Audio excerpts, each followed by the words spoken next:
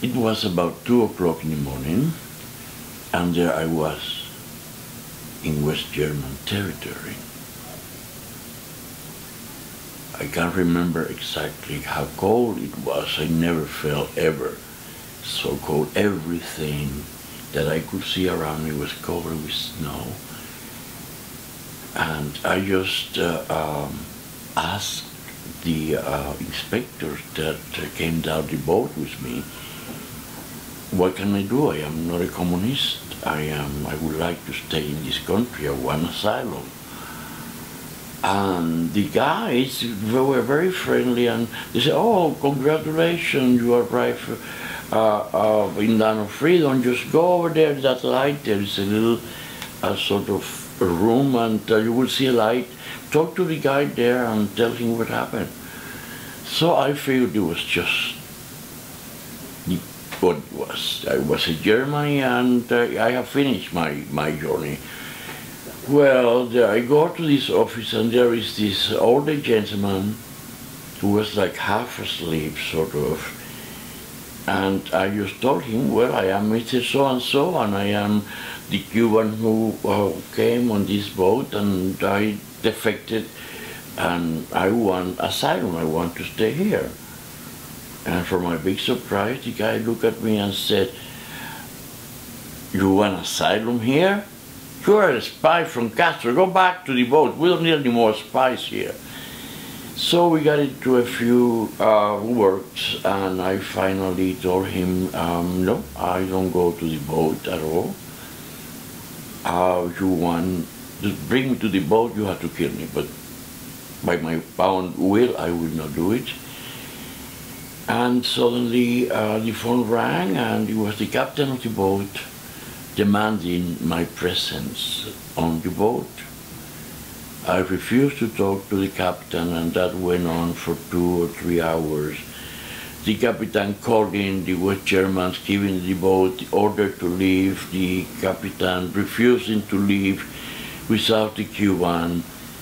And finally, about 6 o'clock in the morning, 2 policemen came in, and they told me, yes, you can stay in West Germany.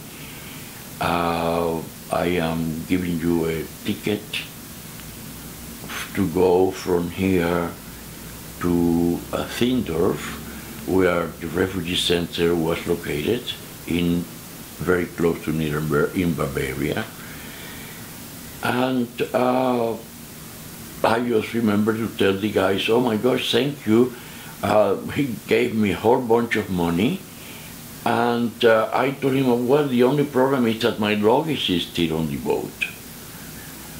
So the guy made a few phone calls, and finally I was told the boat accepted the orders of leaving the country, and I was staying there. And the boat was ordered to drop my suitcases and all my luggage at the exit of the channel. So I remember I went with that money and bought some chipsticks for my lips and some chocolate, and took a taxi, went to the train station.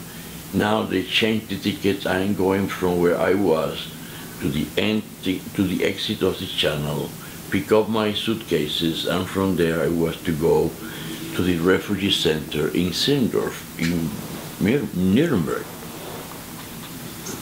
Well, when I finally arrived to this place the following day, I was told that there was no luggage there for me, that my friend appeared in the office with my passport and picked up my luggage, and there was no luggage for me.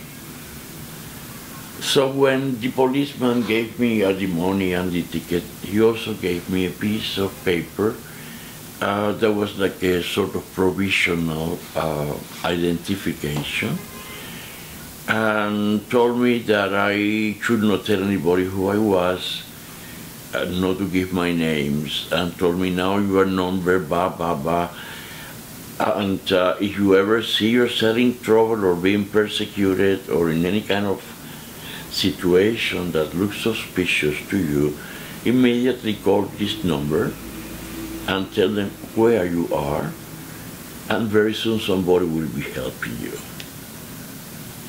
So realizing that there was nothing else I could do, and I wanted my luggage, I had dollars hidden in my suitcases, and a whole lot of memorabilia from Cuba, family pictures and papers and a lot of things that I wanted. So I called that number in about 10 minutes, like 10 plainclothes policemen came in and started asking questions and more questions, and asked questions to everybody who was in the office at that time. They went to the house of the guy who gave my luggage to my friend who didn't exist, and the guy didn't identify me as the person who picked up my luggage, so my luggage was lost. And I took the train and went to Sendorf, and then I started living in Germany as a refugee.